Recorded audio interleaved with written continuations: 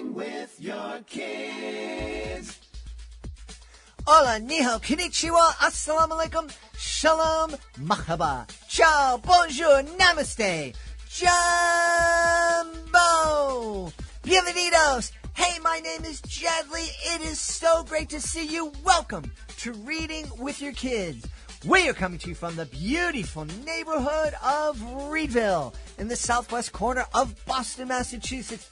We are so honored and absolutely delighted that you're joining us in our mission to help all families grow closer through reading.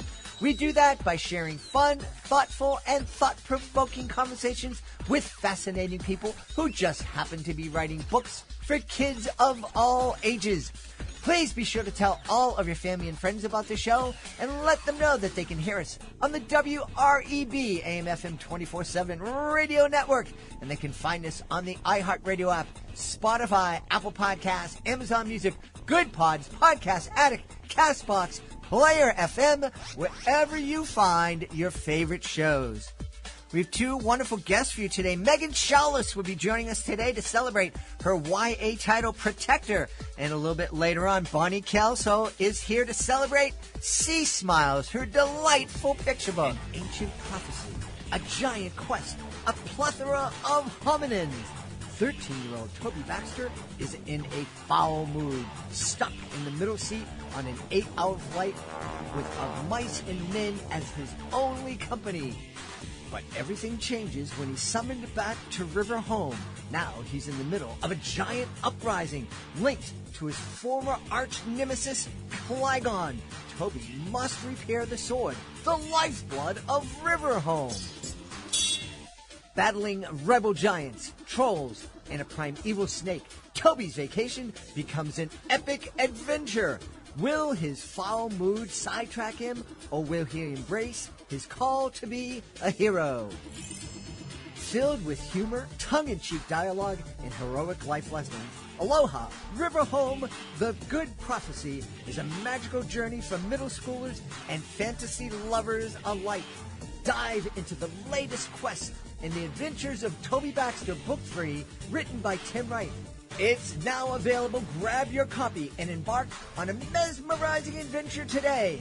Visit your favorite bookstore or order online. Don't miss out on Toby Baxter's next thrilling adventure. I don't know about you, but I love riddles. I'm Rilla B, and I have one for you. Are you ready? I can take you places you've never been, all while staying in the comfort of your home. I have a spine, but I'm not an animal. Do you know what I am? If you guessed a book, you would be correct. And the reason I gave you a book riddle is because I have a podcast where we have authors come on and read us amazing books. We also stretch and we do fun riddles. So if you want to check it out, check out Reading with Rilla B anywhere that you stream your podcasts. We'll see you there. Toodles! This episode is brought to you by Astronaut Aquanaut, how space science and sea science interact. It is a Reading with Your Kids certified great read, and it is written by our Dean of all things STEM and STEAM, Jennifer Swanson. I love Astronaut Aquanaut. It is just simply a fantastic book. National Geographic Kids is the publisher, so you know the pictures are amazing. The information in the story is fascinating and really grabs your kids' attention and holds it. What I love most about the book is that it inspires kids to consider and explore the STEM fields. You really want to add this to your family library. It's Astronaut Aquanaut, How Space Science and Sea Science Interact by Jennifer Swanson. Join us right now from the great state of Texas. Our guest is here today to celebrate her young adult novel. It's called Protector. Please welcome to the show, Megan Schaulis. Megan, how are you? I am wonderful. Thank you so much for having me. Delighted to have you on. You know, we are such big proponents of obviously reading with your young kids, but we really encourage families to continue to read with their kids when they become independent readers and through middle school and high school. And I know that there's probably not a lot of high school kids going to be sitting on mom or dad's lap reading a book aloud together, but they certainly can come together, co-read a book together, listen to an audiobook together, and let the books be the start of some really great conversations. Absolutely. I could not agree more. Yeah. So tell us about Protector, please. Absolutely. So Protector is a dystopian novel. It's book one in a duology. We hear the word trilogy a lot. We don't always hear duology thrown around, but it just means a 2-book series. Mm-hmm. The most pretentious word I've ever heard, but I've been saying it a lot lately. It's book one in a duology. And it takes place in a near future world, the real world. This is not a magical book. This is not a book with giftings and powers and other planets. This is my imagining of a future where they're in this country, instead of a typical set of maybe Secret Service agents or a typical bodyguard team, this particular team, King, has a team of biologically enhanced young women who have basically been shot up with all kinds of nanotechnology in their blood so they can, run faster, jump higher, all of those things. And he is in need of a new bodyguard called a Protector.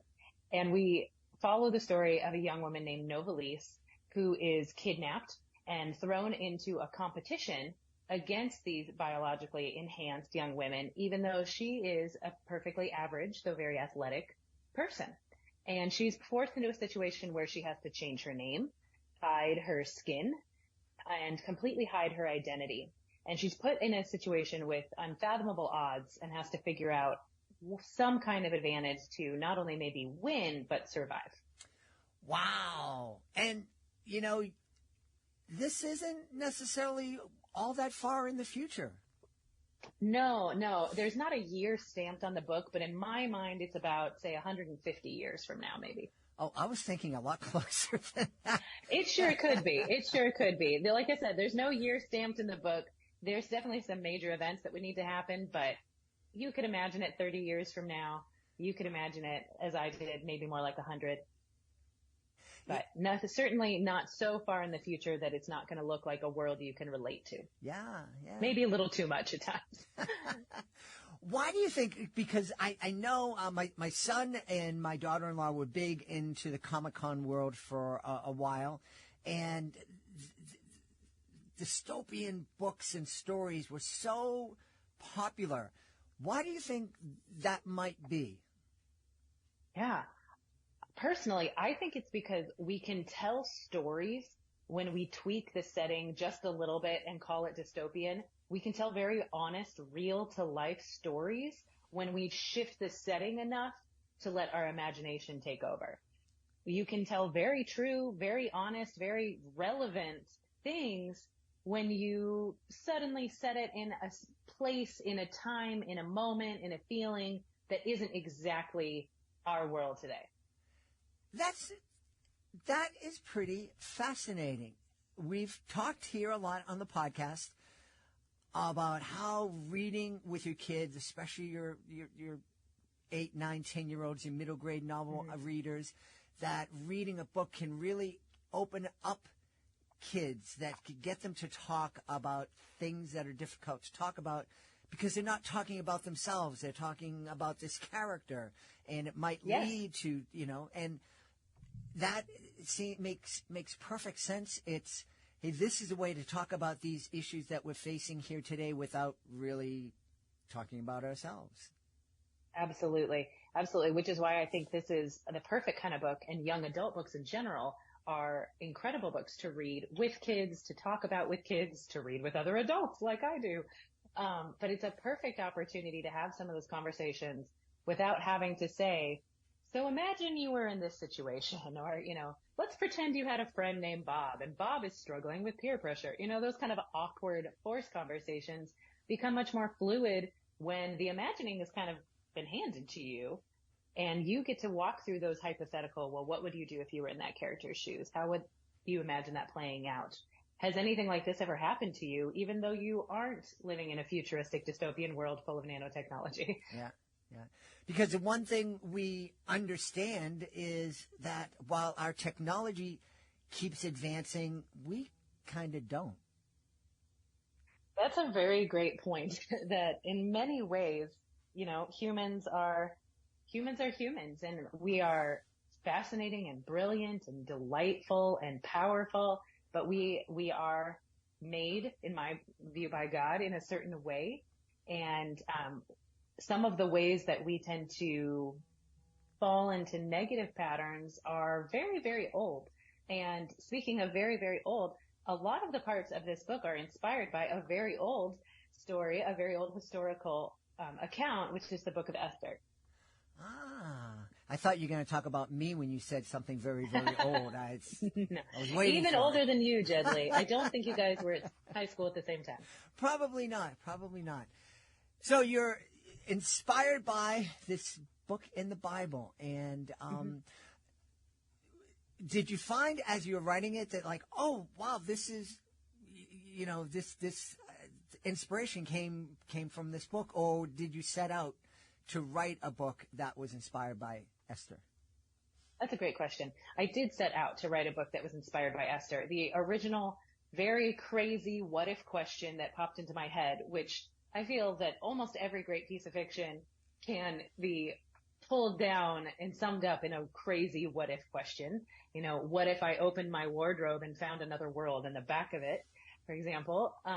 But the what if question behind this for me was, what if Esther, this real historical figure of Esther, not only was brave in her choices, but what if she was physically capable of leading the charge into battle for her people? What if she was kind of a super ninja warrior? Wow. That brings up some really great questions and great conversations, I think. I mean, just the idea of, people who are genetically enhanced. We talk a lot today about athletes who use PEDs, performance-enhancing drugs, and is that fair? Is it cool? Is it not right? Really, really fun and important conversations, I think.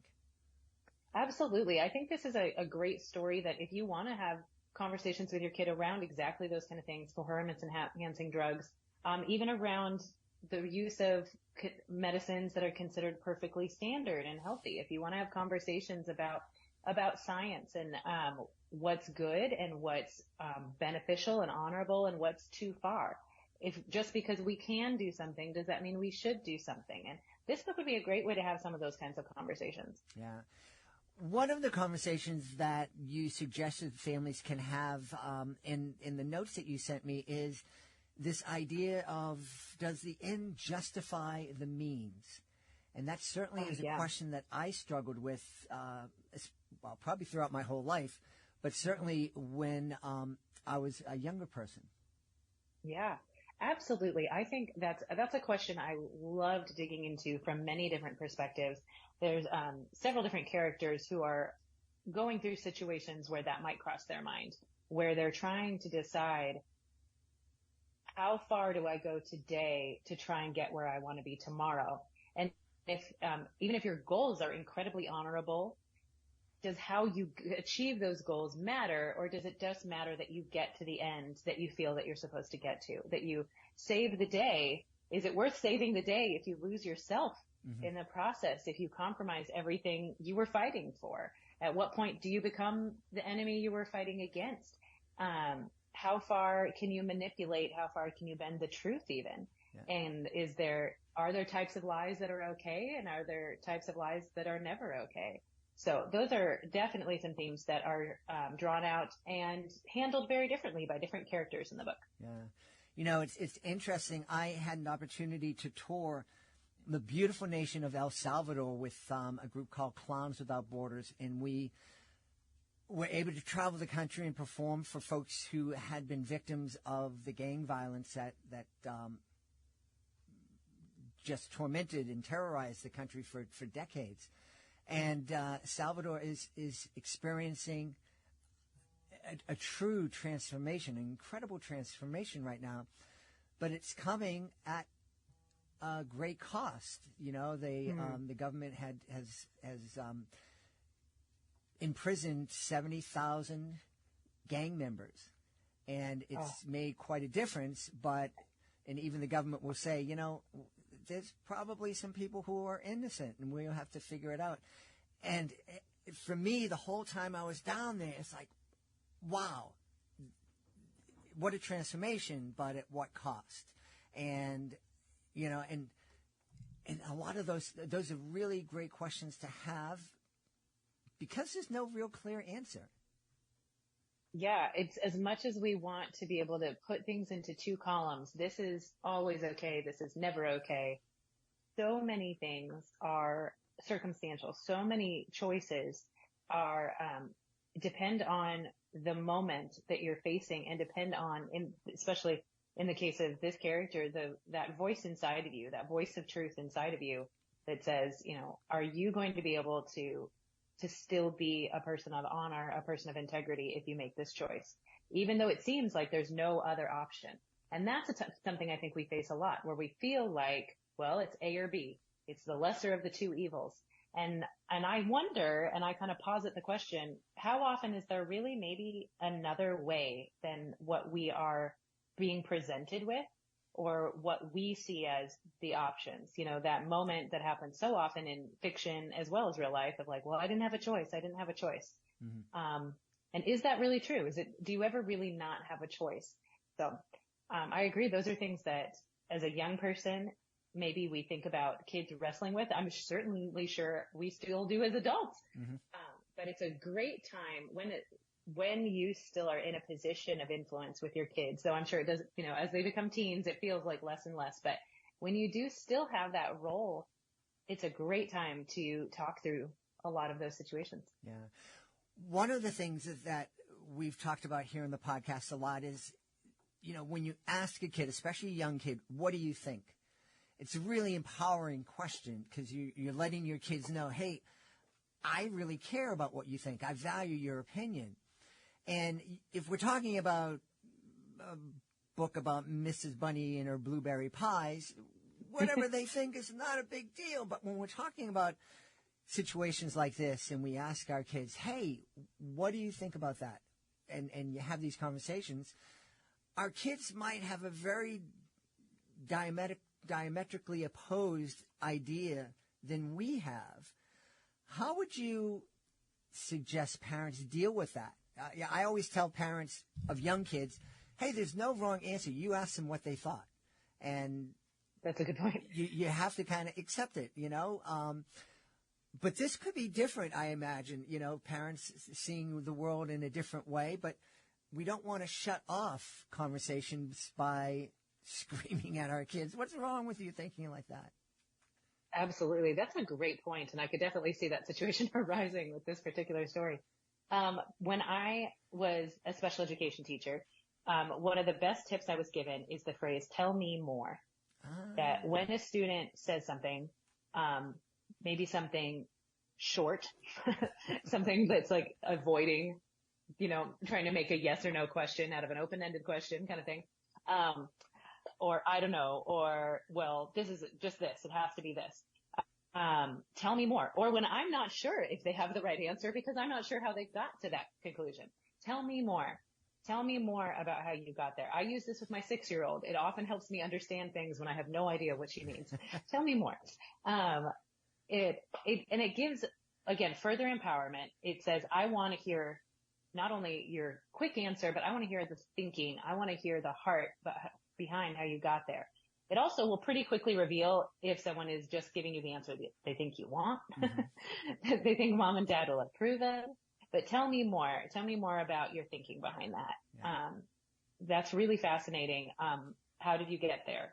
What thoughts led you there? And to me, the thinking is always better and more interesting and more revealing than the answer. Yeah. An answer can just be thrown out there, but the thinking behind it, and ultimately that's what we want. I think we want to coach our children to do is not just be people who give answers, but be people who are great thinkers about situations.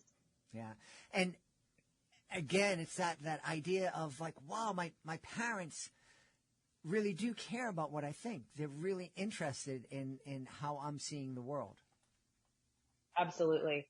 Absolutely. And I think it's fascinating. And, I don't know this for a fact, but based on a lot of the circumstantial evidence, I believe that Esther was a teenager, the real historical figure, as were a lot of figures in the Bible that their age is not written on the page. And so maybe we don't picture them that way. But I think a lot of major players in the Bible were teenagers as well as throughout history. And if the real person who really faced these life and death dilemmas was a teen, or maybe in, her 20s, a young adult, then certainly our teens are capable of having the conversation about it. And I think showing our teens that we really do believe they are capable of thinking and processing and choosing and deciding is certainly setting us up to parent teenagers who become amazing adults. Yeah. Absolutely. Absolutely. It's interesting you're talking about Esther probably being a teen.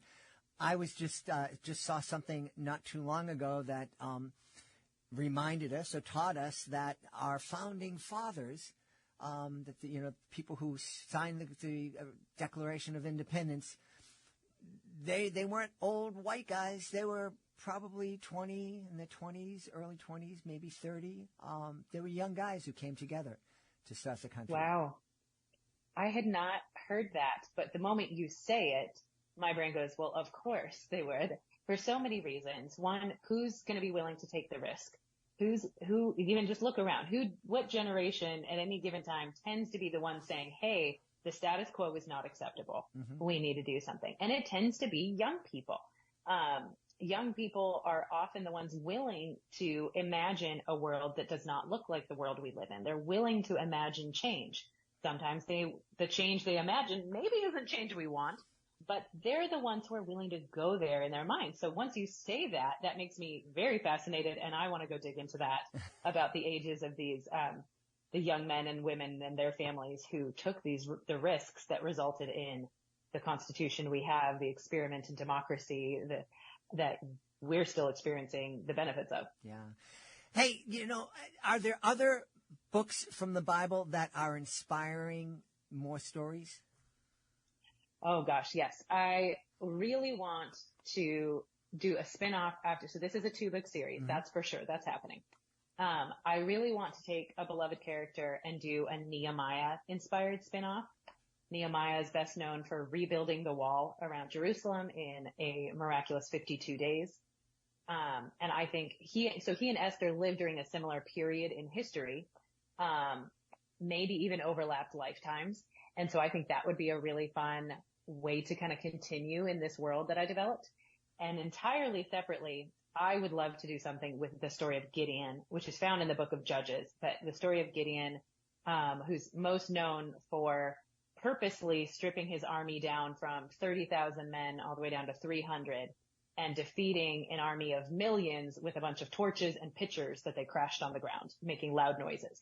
And I think, I also think he might have been a young person, depending on where you are in his story. Mm-hmm. At some point he has kids who are teenagers, so he's in a different place. But I think that story is so fascinating, and it just makes me want to see, well, what would have happened if I dropped Gideon in an entirely different world as well. Wow, that's so cool. Hey, one thing I have to ask you about, I believe I saw it on your website.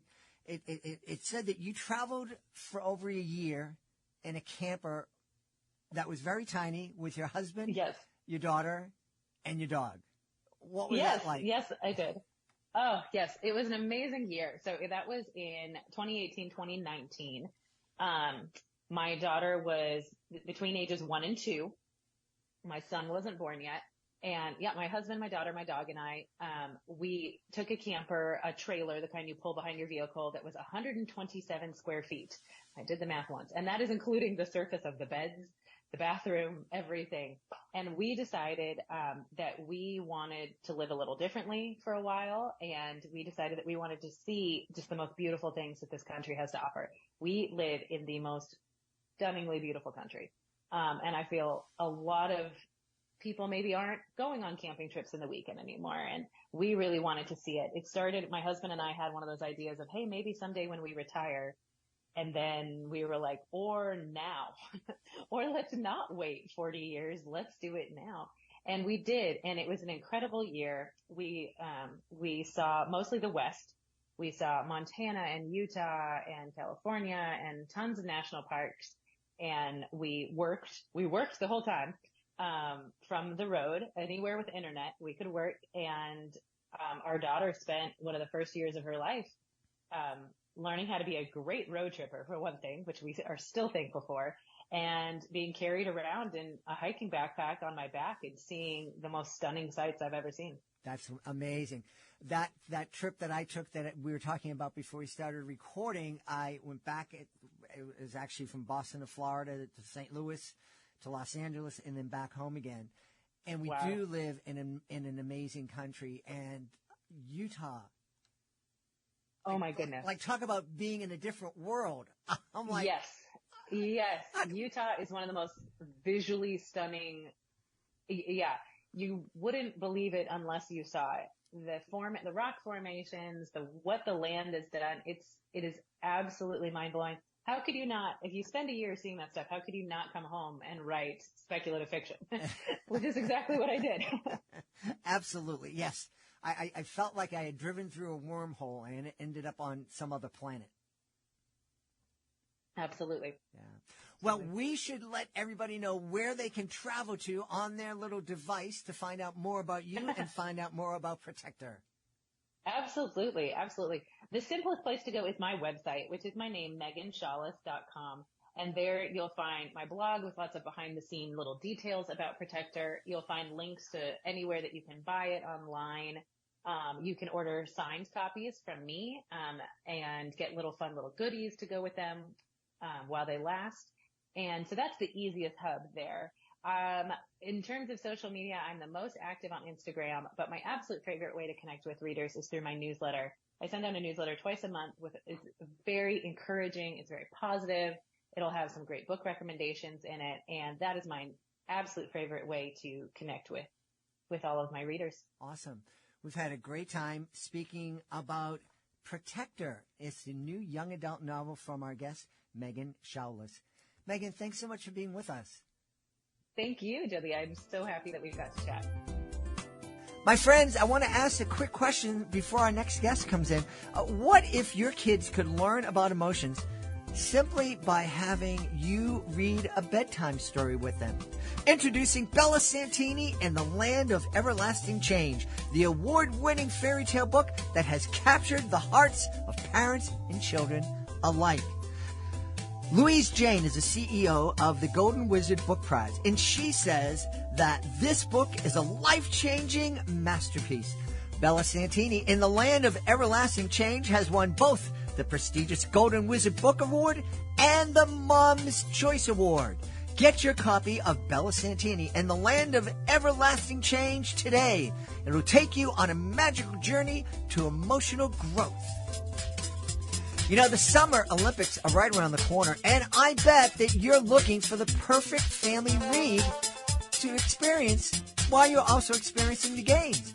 In Takedown by Laura Chauvin, Lev is determined to compete at the state wrestling championships, but then he's paired with a new partner, a girl.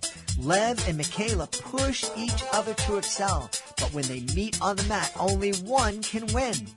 Takedown is a multiple award-winning and state list-nominated middle grade novel about families, friendship, and hard work. Get your copy today at bookshop.org or check out the free educator's guide at laurachauvin.com. Are you looking for a creative way to bond with your kids? Let me tell you all about Drawing with Your Kids, the ultimate destination for artistic adventures. Join us as we dive into the wonderful world of children's books with renowned illustrators guiding you step by step. From beloved characters to whimsical scenes, unleash your imagination and create cherished memories together. Whether you're a seasoned artist or just picking up a pencil, there's something for everyone at Drawing with Your Kids. Please visit our website, readingwithyourkids.com, and click on the Drawing with Your Kids link at the top of the page and let the creativity flow. Drawing with Your Kids, where every stroke brings stories to life. Join us right now from the city of Las Vegas in Nevada. We're going to have a winning hand here today. Our guest is here today to celebrate her brand new book. It's called Sea Smiles. Please welcome to the show author, illustrator, Bonnie Kelso. Hey, Bonnie, how are you? Good. Good morning, Jed. How are you? I'm wonderful. Yeah, mentioning morning, it's it's about 9:30 for you out there, so not too early. Yeah, no, totally reasonable. There you go.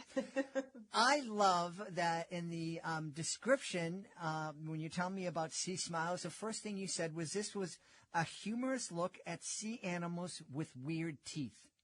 Yes. That Believe it or not, there's a lot of them. Yeah.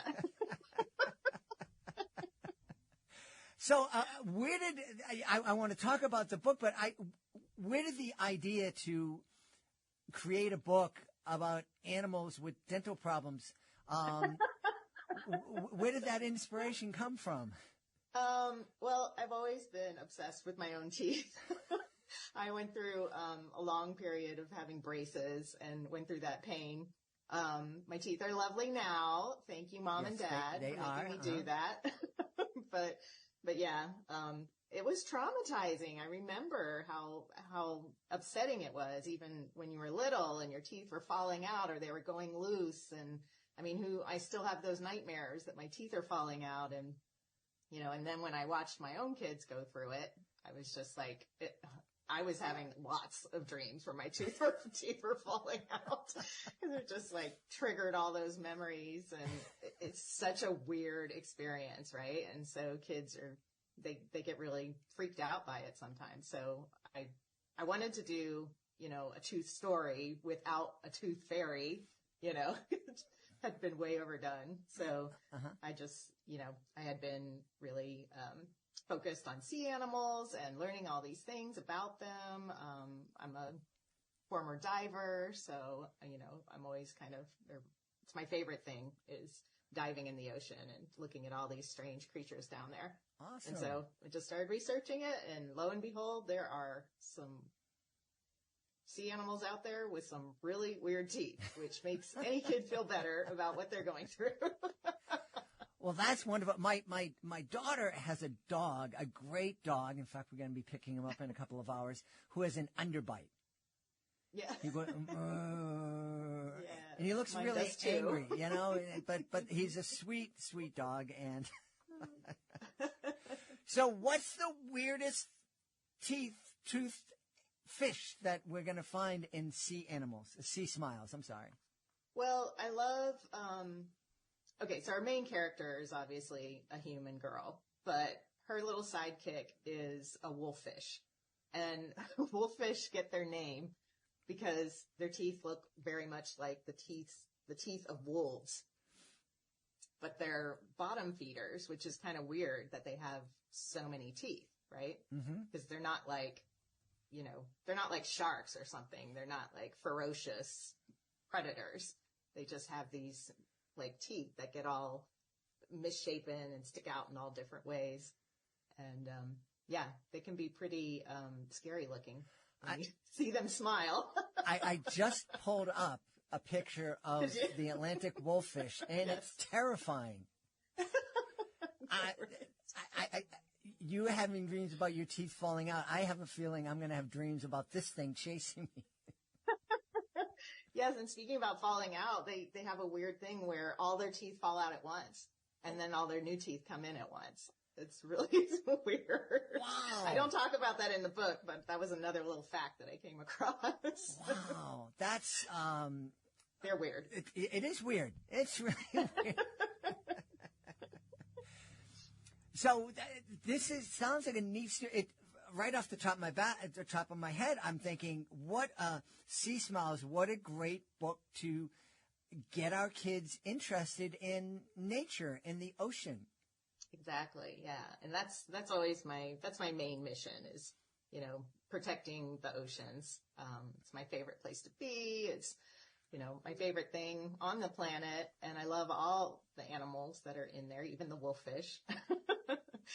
And I think that the more you learn about something, the more you want to protect it and save it from destruction. So yeah, absolutely. It's my goal. And to do it in a way that's not preachy or anything like we must save the wolffish, but more like, look at how cool these things are. And don't we want them around for a little longer? Yeah. So Where did you're in Vegas right now. You're not close to any ocean. Not at all. Did you grow up on the coast or somehow get dropped into the ocean at one point and loved it? Exactly. Yeah, I was born in Florida near the beach, so I feel like it's in my DNA, Yeah. I'm always trying to make my way back to the beaches. And then when I was in my 20s, I learned how to scuba dive, and that just changed everything.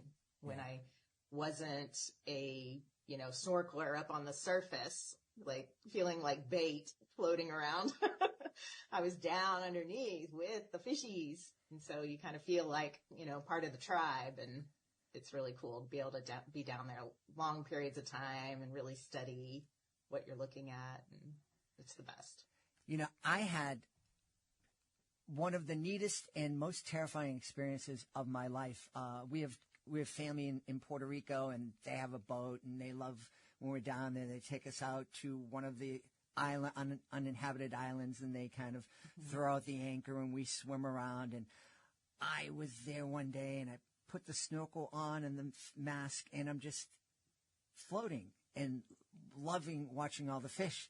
But of course, when you get that mask on, you have this very limited field of vision. You just see what's within that. And as I'm floating and looking at the bright colored, this ginormous thing just swam into my field underneath me, scared the life out of me. And so I popped my head up, and then I noticed that I had floated an awful long way away from the beach and the boats, and I was out in the middle of nowhere. And I'm like, I hope this thing can't eat me. That thing saved your life. Could have been, yes. He's like, go back to the boat. You don't belong here. Jed, look at me. I never looked at it that way, but you're absolutely right. You're right. You could have been telling me there was a big shark out there. Yeah, because if you hadn't seen something that scared you, you would have kept floating. Kept on floating. I would have ended up in the Dominican Republic. True. It happens. So one of the things I read is that you like to draw, you like to create books that talk about real things and introduce kids to real ideas. Mm-hmm. Mm-hmm. Yeah. Where does that love and passion come from? Yeah, I think it comes from, I've always been a life learner. I've always been interested. Even as a kid, I loved nature documentaries and stuff.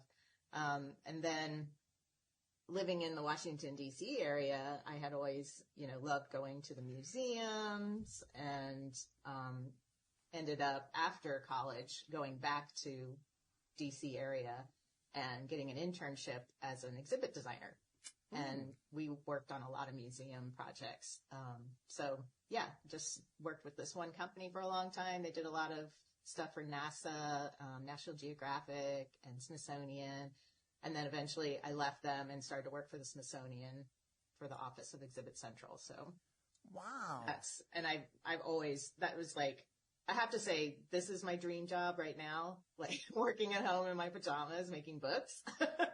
But that's my second dream job was working for the Smithsonian and getting to see all those amazing collections that they have, and just being a part of all that learning and knowledge and things. That's, I love going into museums and seeing all the different things. We just got back from Bologna, Italy, where it seemed like every building was a museum. But at working in a museum, when you're at the museum, you got to stand away and look, don't touch. When you're working in a museum and creating the exhibits, you get to touch stuff. That must have been pretty cool. And we get to design little cradles that hold things, and special boxes that look pretty, and all that stuff. Yeah. What are some of the, because we've never had a exhibit designer on the podcast. What kind of things do you, because obviously in that job, you're looking at these things in a way that differently than we look at them. What do you have to keep in mind as you're designing these boxes and exhibits? Yeah, I guess a lot of it is environment. Like, you need to make sure that the humidity is right, especially if it's a paper product. They can be very fragile, and some of these things are really old. So, yeah, just making sure that however you lay the piece in the case, it's being, like I said, cradled and just protected, and like there's no stress on the binding or anything like that could damage it.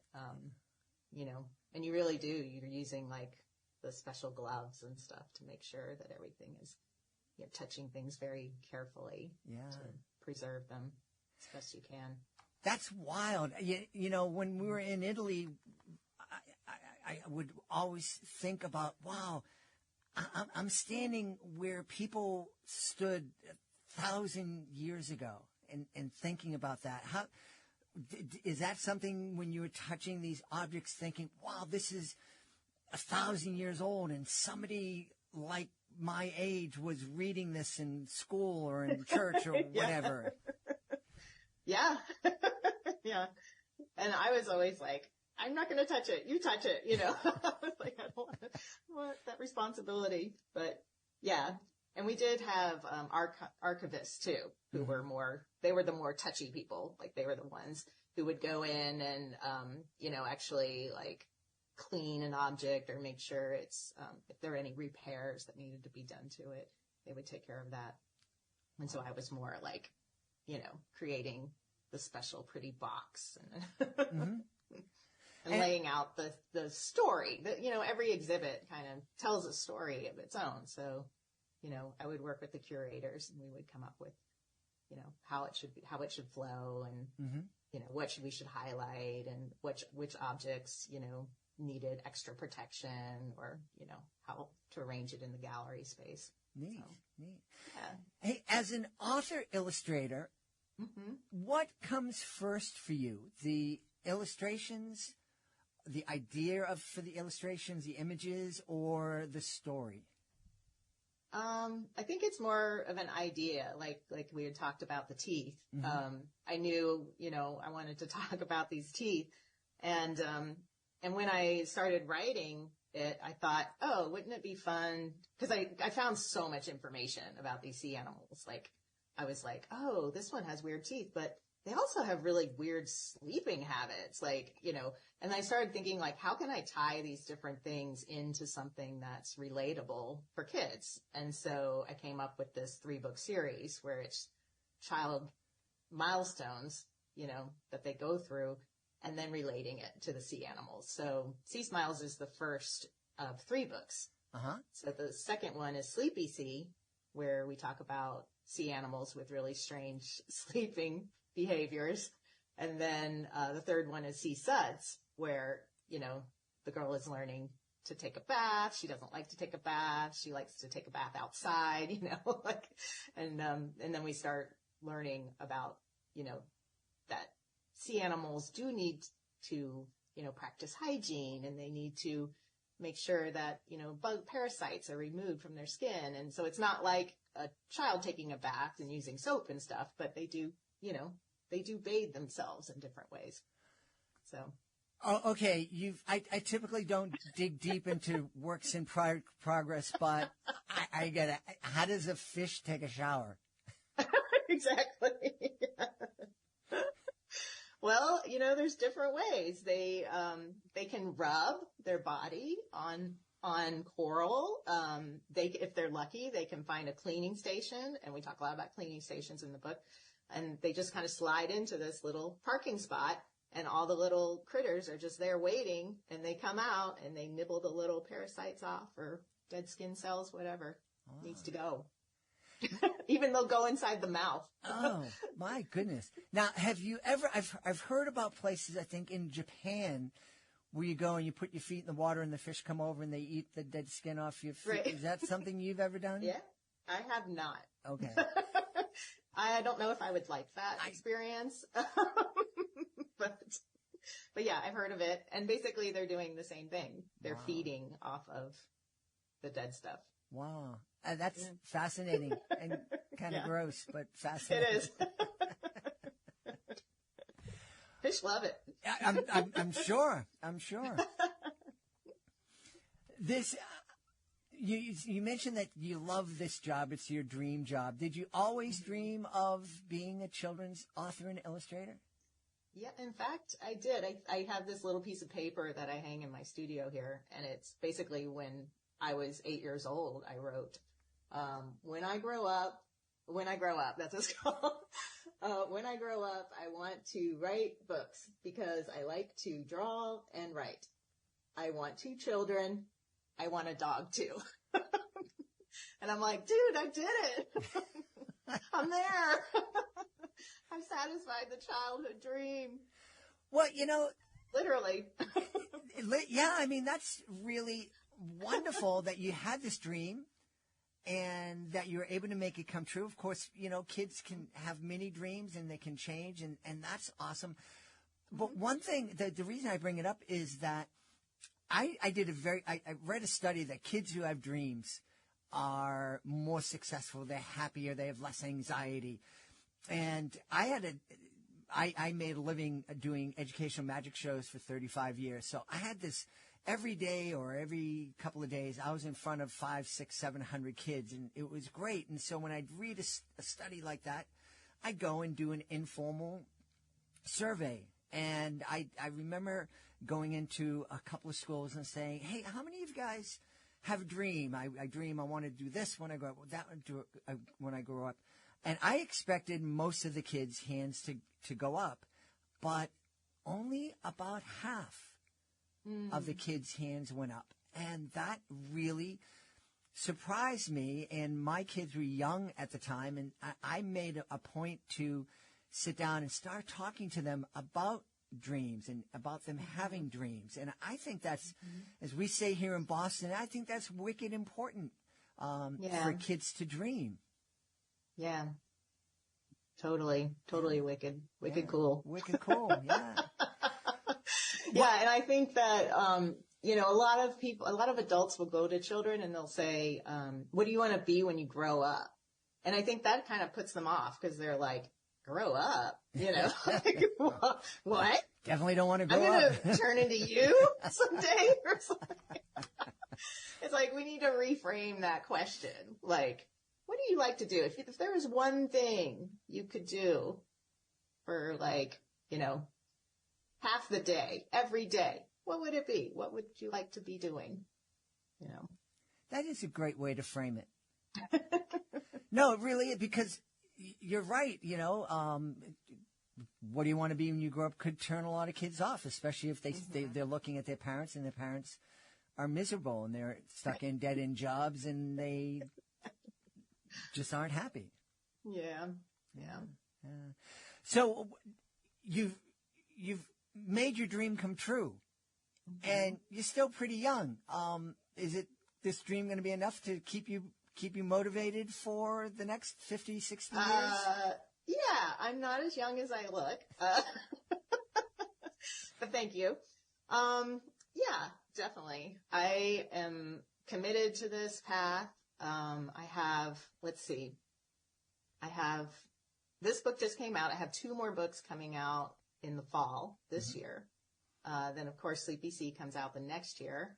And then I'm also working on, the story of Dexter, the stand-up dog, who he's literally, he walks on 2 feet. He lost a leg during his, puppyhood in a car accident.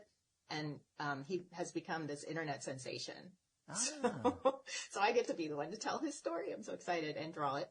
And then, I have some other illustration jobs in the pipeline. So I'm going to be really busy for the next few years, and I'm excited about that. That's wonderful. When you said Dexter the stand-up dog, I thought it was going to be a dog that was a comedian.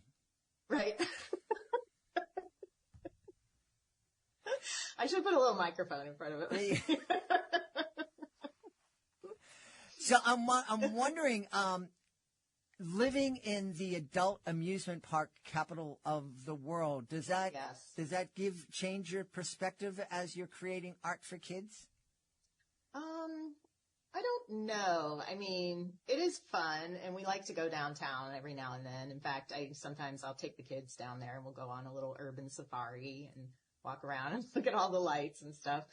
But we also have a lot of nature in the area. We're basically, this isolated little city, and there's just mountains all around us. We have world-class rock climbing over at Red Rock Canyon. I like to take the kids there and go hiking and scrambling up on the rocks and stuff. And then we have the Spring Mountains, which is only like 45 minutes away. And that's where you can escape the heat in the summertime. So it's a very wooded area, and it'll be like 20 degrees cooler up there. Mount Charleston is almost 13,000 feet. Wow. So it's a big mountain. Wow. And then, of course, we have Death Valley and the Grand Canyon, and you can get to Utah really easily. We've got Zion and Bryce, and just there's so many amazing natural places to go around here. It's a big portal. Yeah, it really is. I know the Vegas Strip, it's fun, and the lights and the clubs and whatever. But when I've been out in that area, it is nature that is just so amazing, and it's better than any casino show could be. I agree. Yeah. Hey, now that we've told people where they can go when they visit Nevada, where can people go to find out more about you and find out more about Sea Smiles?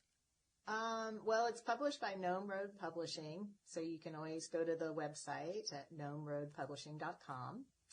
And that's gnome as in Gnome, little guys. And then more about me, my website is bonniekelso.com.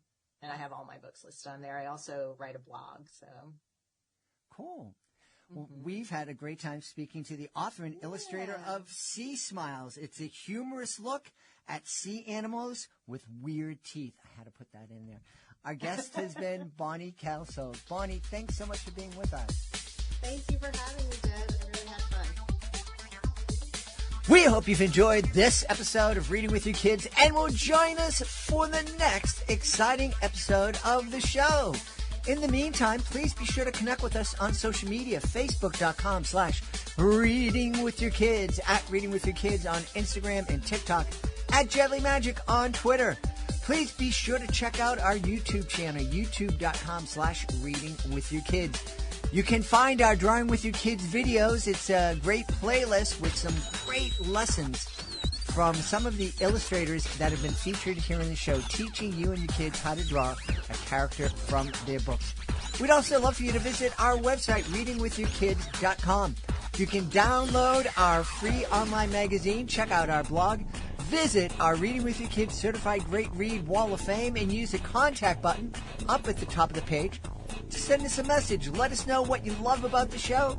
Let us know what we could be doing better. And let us know who you would like to hear on a future episode of Reading With Your Kids. And if you are an author, you absolutely want to visit readingwithyourkids.com to find out how you can be a guest here on the show.